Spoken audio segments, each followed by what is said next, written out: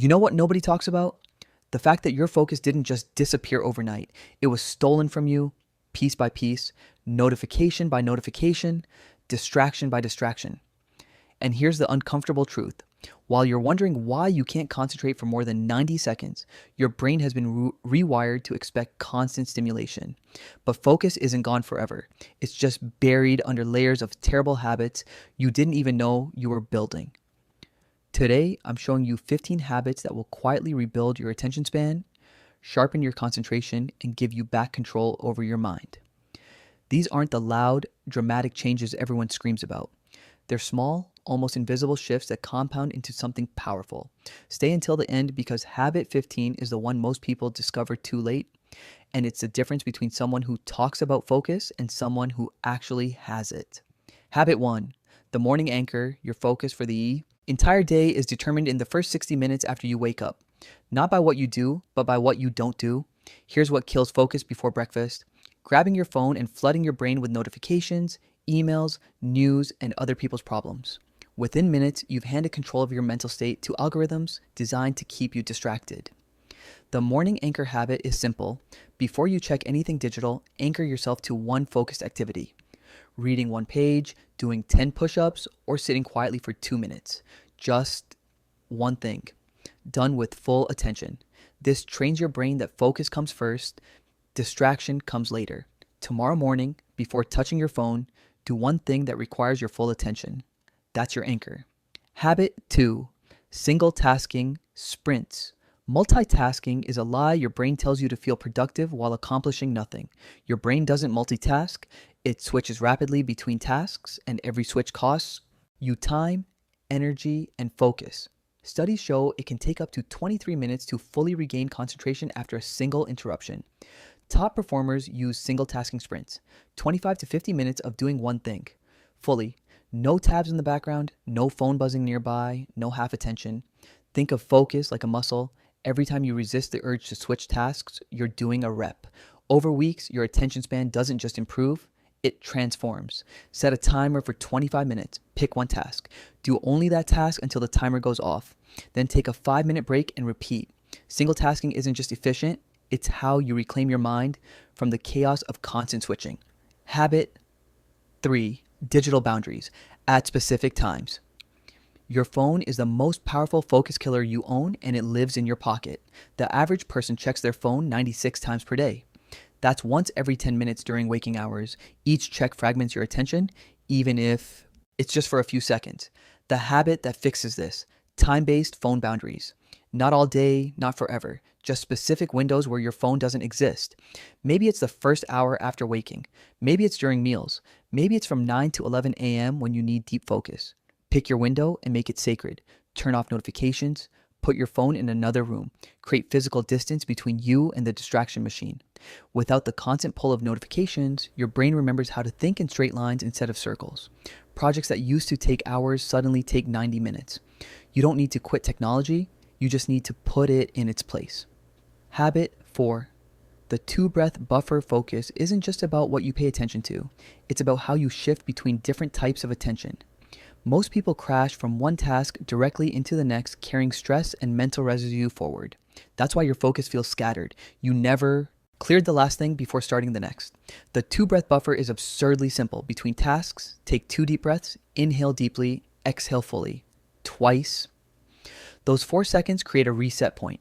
Your nervous system calms. Your brain registers that one thing is done and something new is beginning. Try this today. Before checking your email, 2 breaths. Before starting a new task, 2 breaths. Before responding to a message, 2 breaths. Habit. 5. Environment. Design for focus. Your environment is constantly voting on what you'll focus on. And if you're not intentional about it, the vote is always against you. Top performers design their spaces to make focus easy and distraction hard. If your phone is on your desk, you'll check it. If your workspace is cluttered, your mind will be too. The fix: design one distraction-free zone. It can be one corner, one desk, one chair, but when you're in that space, only one rule applies. Focus. Keep it clean. Remove anything unrelated. To the task. Put your phone in another room. Use website blockers during work sessions. Your brain is lazy. It will always choose the easiest option. When you engineer your environment so focus is easier, you win automatically. Habit. 6. Energy management. Over time. Management. Here's what most people get wrong. They think focus is about managing time. It's not. It's about managing energy. You could have 10 uninterrupted hours, but if your energy is drained, your focus will be garbage. Top performers track their energy patterns and schedule deep work when their mental fuel is highest. For most people, peak focus happens in the morning. Your willpower is fresh, your mind is sharp, and distractions haven't piled up yet. That's when you tackle your hardest, most important work. The habit: match your tasks to your energy. Stop trying to do deep work when you're running on fumes.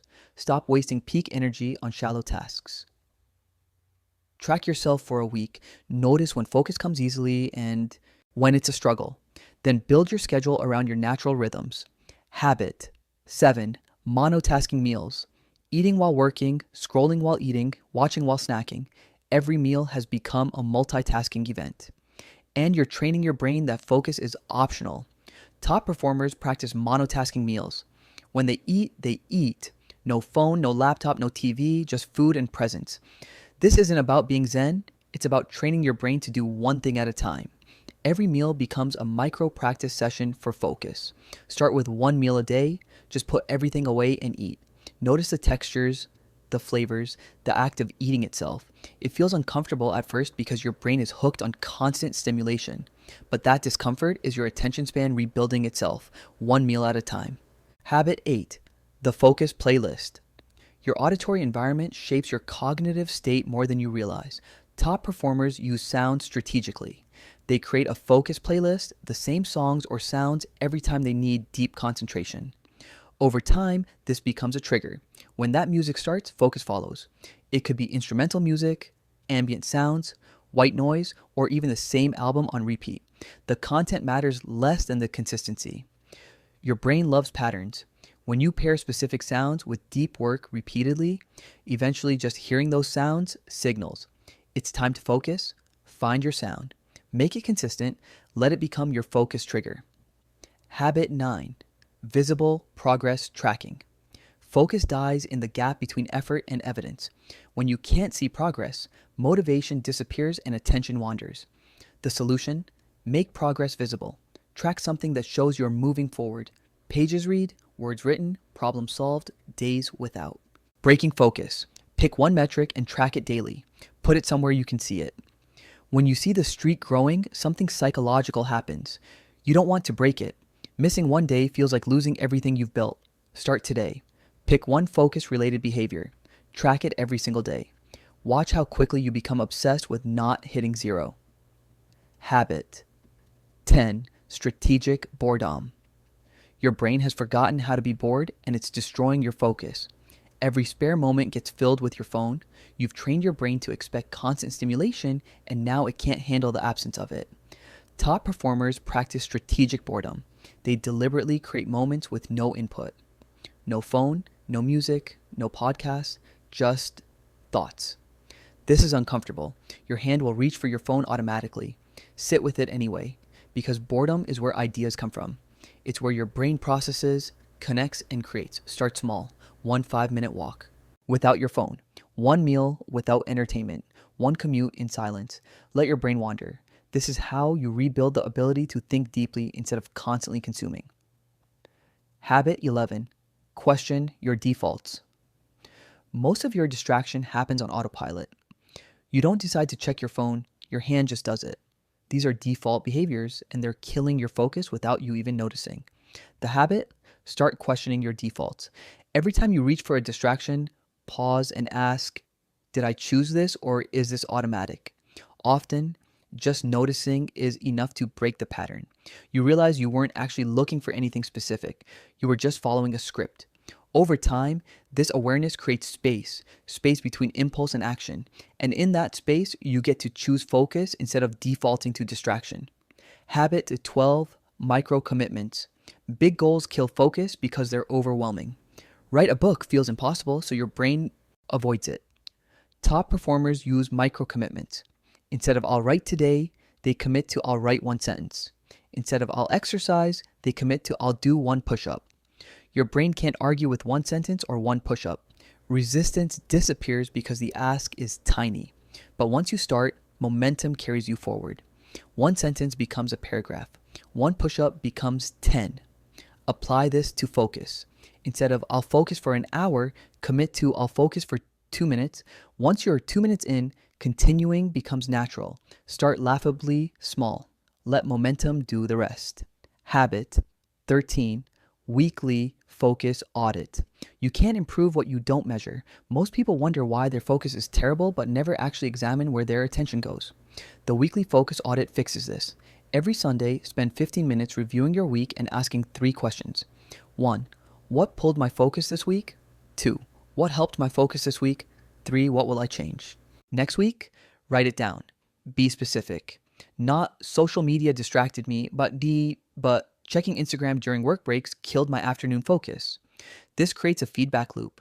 Over time, you'll notice patterns. Maybe mornings are your power hours. Maybe certain environments kill your focus while others enhance it. Use that information. Double down on what works. Eliminate what doesn't. Habit 14. Analog transitions. Digital devices blur the boundaries between work, rest, and life. Your brain never gets a clear signal that one mode is ending and another is beginning. Top performers use analog transitions, physical, non-digital actions that signal to their brain that focus time is starting or ending. Making tea before deep work, lighting a candle, putting on specific clothes, taking a short walk. These transitions act like bookends. They tell your brain what came before is done, what comes next is different. When you repeat the same transition consistently, it becomes a trigger. Your brain learns the pattern and responds automatically. Create one transition for starting focus and one for ending it. Make them simple, repeatable, and completely screen-free. Habit 15. Protect the last hour. Here's the habit most people discover too late.